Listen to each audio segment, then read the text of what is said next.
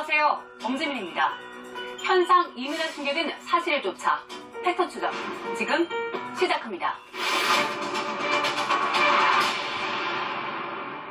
확정 수익, 대출 보장, 그리고 완판.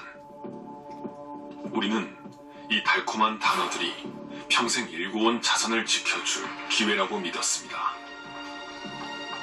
하지만 그 화려한 약속들이 신기루처럼 사라진 자리.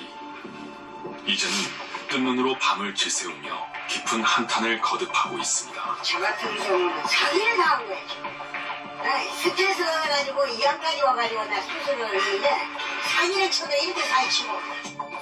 우리의 절규는 단순히 투자 실패에 대한 후회가 아닙니다.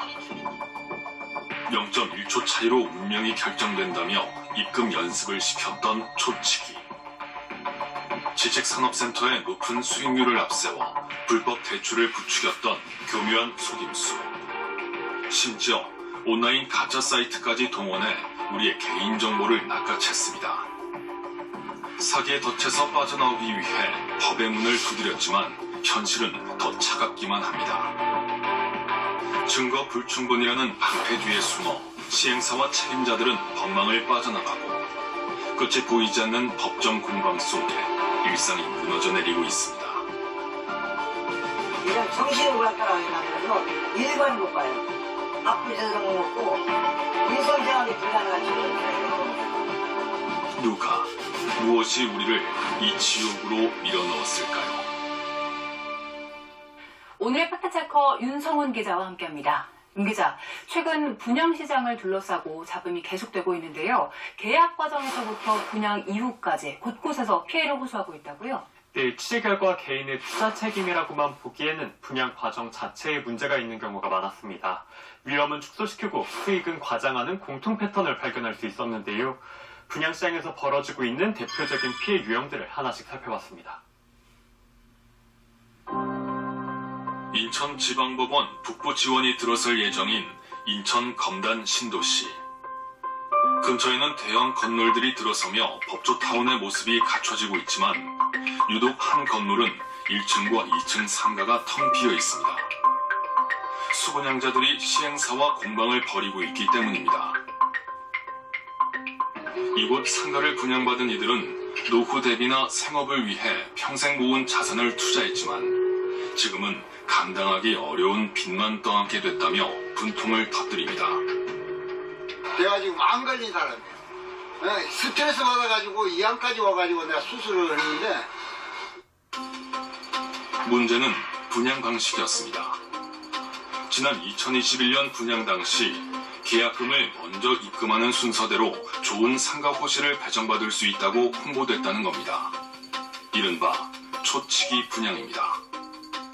초치기 분양은 정해진 시간에 맞춰 누가 더 빨리 입금하느냐 그 선착순 순서로 호실 당락을 결정짓는 방식입니다. 수분양자들은 0.1초 차이로 당락이 갈린다는 말에 입금 연습까지 했다고 회상합니다. 초치기가 되게 쉽지가 않거든요. 10시 영영초에 한다는 게. 그래서 다들 연습을 계속 시켰던 거예요. 그리고 은행 창구에 가서 직원분한테 부탁을 하세요. 이런 방법까지 다 철저하게 알려주셨어요. 하지만 수분양자들은 이 경쟁 자체가 서둘러 계약을 하도록 유인한 장치였다고 주장합니다. 결과적으로 약속받았던 정문 인근이나 코너 상가를 배정받지 못했다는 겁니다. 오히려 좋은 위치의 상가는 여러 호실을 분양받은 일부 투자자들에게 돌아갔다는 게 이들의 주장입니다. 일종의 전략적으로 그냥 분양을 완판시키려고 한 방법으로밖에 인지가 안 되거든요. 지금에 와서 생각을 해보면. 10평 남짓한 상가 분양가가 10억 원에 달하지만 분양 당시 설명과 실제 건물 상태가 크게 다르다는 주장도 나옵니다. 문을 열어놓고 장사를 하게 되면 여기 전봇대와 맞물려서 통행 자체가 불가능한 상황이에요. 수분양자들은 뒤늦게 시행사의 초치기 분양 방식 자체가 위법일 가능성이 있다는 걸 알게 됐습니다. 현행 건축물 분양법은 상가를 분양할 때 공개 모집과 공개 추첨을 통해 수분양자를 선정하도록 규정하고 있기 때문입니다. 원래는 이제 공개 모집의 방식으로 공개 추첨을 통해서 수분양자를 선정해야 되는데 이건 이제 건축물 분양 과정에서 투명성과 공정성을 좀 기하기 위한 조치입니다. 이 건물 같은 경우에도 건축물 분양법 위반 소지가 다분하다라고 보입니다. 취재진은 시행사 측의 입장을 물었지만 소송이 진행 중인 사안이라며 구체적인 답변을 내놓지 않았습니다. 경찰은 시행사 법인 등을 건축물 분양법 위반 혐의로 송치했지만 검찰은 불기소 처분을 내렸습니다. 현재는 항고 끝에 재기수사 명령이 내려진 상태입니다. 함께 진행되고 있는 민사소송 역시 쉽지 않은 상황입니다. 1심 재판부는 계약이 정당하게 체결됐다는 이유로 수분양자의 주장을 받아들이지 않았습니다. 형사와 민사 모두 쉽지 않은 싸움이 이어지면서 투자자들의 삶도 흔들리고 있습니다. 뭐 진짜 내가 죽어야지 여기가 해결이 되냐? 그렇게 얘기하시는 분들도 계시고 죽기 힘들어서 죽을 수 없어서 그냥 사는 상황? 네, 초치기 분양이 그야말로 초를 다투는 분양이란 건데 투자를 할 때 사실 수익률이나 입지 같은 거 꼼꼼하게 따져봐야 되는데 시간에 쫓기다 보니까 굉장히 위험해 보입니다. 그런데 이런 기만적인 행태가 비단 일반 상가에만 국한된 게 아니라면서요? 네, 최근 안정적인 투자처로 각광받던 지식산업센터 분양시장에서도 비슷한 피해 사례가 잇따르고 있습니다. 고수익 임대와 정부 지원 대출, 세제 혜택까지 내세우며 투자자들을 끌어들인 방식입니다. 그러나 실제로는 지식산업센터가 기업 입주를 전제로 한 산업시설이라는 점을 제대로 설명하지 않은 경우가 많습니다. 네. 정부 지원이나 세제 혜택 같은 달콤한 말 뒤에 숨겨진 조건이 있었다는 거네요. 네, 적은 돈으로 큰 수익을 올릴 수 있다는 홍보가 어떻게 투자자들을 빚의 늪으로 빠져들게 했는지 그 실체를 추적해봤습니다. 10%의 현금으로 정부 지원 대출 90%를 받아 연 30%가 넘는 수익을 올릴 수 있다. 경기도 구리시에 위치한 지식산업센터에서 분양 당시 내세웠던 홍보 문구입니다.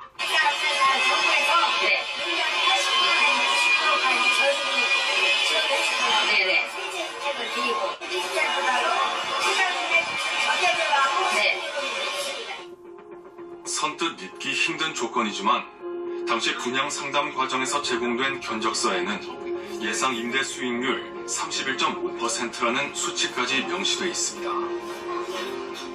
임대 사업이 된다 하니까 월세라도 이제 노후에 일을 못 하니까 월세라도 받아서 좀 살아볼까 해가지고. 하지만 이런 장밋빛 숫자는 투자자들을 끌어들이기 위한 기만에 가까웠다는 것이 수분양자들의 주장입니다. 당초 약속받았던 고비율 대출은 대부분 실행되지 않았고 무엇보다 임대 수익을 기대하기 어려운 구조라는 사실을 뒤늦게 알게 됐기 때문입니다. 지식산업센터는 오피스텔이나 상가처럼 누구에게나 임대를 놓을 수 있는 수익형 부동산이 아니라 제조업이나 정보통신업 등 특정 업종 기업의 입주를 전제로 한 산업시설입니다. 단순 투자라고 생각했던 수분양자들은 채울 수 없는 조건입니다. 마약을 소지한 것은 이거를 갖고 있는 일반인이 가지고 있는 것 자체가 처벌을 당하는 거고 그다음 이걸 해가지고 등기를 월세를 받은 거다 마약을 흡입한 거하고 똑같은 범죄를 저지르는 거예요. 분양가의 80에서 90%까지 대출이 가능하다고 하고 또 예상 임대 수익률까지 제시를 하고 있기 때문에 속을 수밖에 없을 거라는 생각이 들기도 하는데요. 그런데 이 지식산업센터가 입주 자격 조건이 굉장히 까다로운 걸로 알고 있는데 이런 계약이 어떻게 문제없이 진행될 수 있었습니까? 네, 지식산업센터는 원칙적으로 제조업이나 정보통신업 같은 기업 입주를 전제로 한 산업시설입니다. 그래서 일반 개인이 분양을 받으려면 사업자 자격을 갖춰야 하는데요. 취재 결과 분양 과정에서 사업자가 없는 투자자들에게 허위로 사업자 등록을 만들도록, 다시 말해 페이퍼 컴퍼니를 설립하도록 유도했다는 주장이 공통적으로 나왔습니다. 구리도시공사 등이 시행사로 참여한 지식산업센터 분양 계약을 맺은 박현지 씨. 계약 당시 박 씨는 사업자가 아닌 일반 직장인이었습니다. 그럼에도 분양 계약을 체결하는데 큰 어려움은 없었습니다. 분양 현장에 사업자 등록을 도와주는 세무 대행 부스까지 마련돼 있었기 때문입니다. 부스를 따로 운영을 해가지고 사업자가 없는 분들한테는 사업자 등록을 도와주는 그런 세무서까지 있었고요. 실제로 박 씨가 분양 계약을 체결한 날짜는 2021년 5월 26일. 하지만 입주 자격 요건인 사업자 등록은 그로부터 3주 뒤인 6월 16일에야 이루어졌습니다. 입주 자격을 갖추지 않은 상태에서 분양 계약이 먼저 진행된 셈입니다. 뒤늦게 문제를 인지한 박 씨는 계약 관련 서류들을 다시 확인하다가 의구심을 자아내는 문서를 발견했습니다. 지식산업센터의 입주 업종과 자격 요건에 대해 충분히 설명을 들었고 이에 대해 어떠한 이의도 제기하지 않겠다는 내용의 확약서였습니다. 하지만 박 씨는 해당 서류를 본 기억조차 없다고 주장합니다. 확인 결과 서명 역시 본인의 필체가 아니었습니다.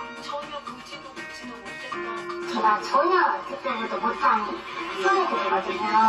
그래서 실제 이 계약서와 이 자기를 보시면 확인해 보시기에도 봐주시겠지만 전혀 다른 분이 이제 제 이름으로 서명을 하신 거예요. 시행사 측은 투자자들의 귀가 솔깃할 정보도 흘렸습니다. 네, 여기 대로변에 스타벅스라든지 올리브영이라든지 그리고 아울렛, 패션 아울렛이 1, 2층이나 지하에 입점할 거니까라고 설명을 해줄 수 있었어요. 하지만 이런 청사진도 공수표에 불과했습니다. 다들 아시다시피 지금 입점된 거 하나도 없고 비용실도 굉장히 많고 조직적이고 치밀한 판매 방식에 속았다는 수분양자들은 책임의 화살을 지자체로도 돌리고 있습니다. 해당 당청, 지자체가 있는데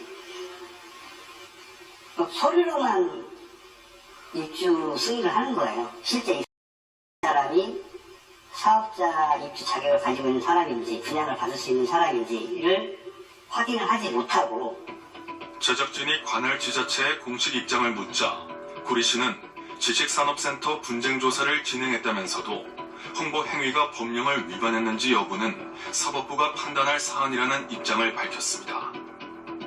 하지만 전문가들은 지자체의 관리 공백이 지식산업센터 피해를 키우는 구조적 원인이 될 수 있다고 지적합니다. 이런 부분들을 좀 제도적으로 좀 관리, 감독할 수 있는 틀을 지자체들이 가져야 되지 않을까 생각합니다. 지금 이뤄지는 분양시장을 보면 마치 무법지대를 보는 느낌인데요. 그런데 온라인에서도 투자자들의 허점을 노리는 사기 수법이 있다고요? 네, 공식 홈페이지와 거의 흡사한 사이트를 올려두고 예비 투자자들의 개인정보를 낚아채는 이른바 DB 따먹기 수법도 기승을 부리고 있습니다. VCR 화면을 주의 깊게 봐주시기 바랍니다. 분양을 앞둔 대단지 아파트. 관련 정보를 얻기 위해 포털 사이트의 아파트 이름을 검색해봤습니다. 그러자 에코시티와 시티에코처럼 단어 순서만 교묘히 바꾼 유사 홈페이지들이 검색 결과에 나타납니다. 이 가운데 하나를 클릭해 들어가 보니 아파트 정보와 함께 개인정보를 입력하는 창이 나옵니다. 그럴듯해 보이지만 공식 홈페이지를 모방해 만든 뒤 개인정보를 빼가는 피싱 사이트입니다. 제작진은 피싱 의심 사이트를 올린 공인중개사 사무소에 직접 전화를 걸어봤습니다. 입주자 모집 공고나 오픈 일정이 나오거든요. 네. 예, 그때 문자를 제공해 드릴 거예요. 시행사를 사칭하는 가짜 홈페이지들이 생겨나는 상황. 어떻게 된 일일까? 공식 시행사 측은 부동산 업체들이 분양 수수료를 챙기기 위해 유사 사이트를 만들어 개인정보를 불법 수집하고 있는 것으로 보고 있습니다. 업계에서 이른바 데이터베이스 따먹기라 불리는 수법입니다. 수집된 투자자의 개인정보, 즉 데이터베이스는 그 자체로 돈이 되는 상품입니다. 이 정보가 여러 영업조직에 공유되면 계약이 성사될 때까지 무차별적인 스팸 전화와 끈질긴 설득이 이어집니다. 일부 시행사들은 관심 고객을 알선한 업체에 수수료를 지급하기도 하는데 이런 관행을 악용해 일단 개인정보부터 낚고 보는 가짜 사이트들이 번지고 있는 겁니다.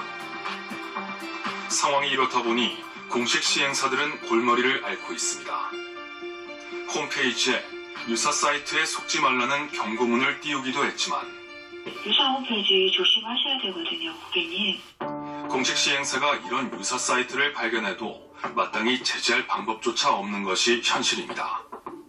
네이버나 다음 쪽에다가 이 사이트가 유저 사이트니까 좀 없애달라고 요청을 해요. 네. 하는데 그게 안 돼요. 그 네이버의 법령 정책상 네. 안 되기 때문에 계속 노출이 되고 있는 거예요.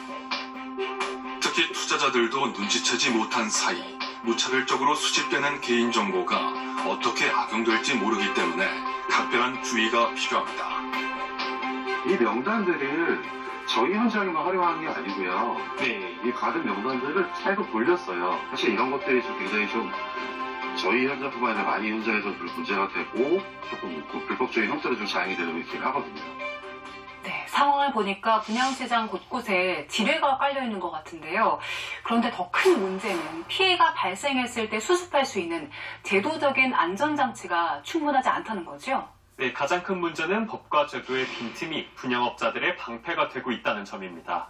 수분양자가 어렵게 법의 문을 두드려도 분양 과정에서 어떤 설명이 있었는지 입증해야 하는 책임이 대부분 투자자에게 있기 때문입니다. 또 시행사와 분양대행사로 책임 구조가 나뉘다 보니 실질적인 책임을 묻기도 쉽지 않습니다.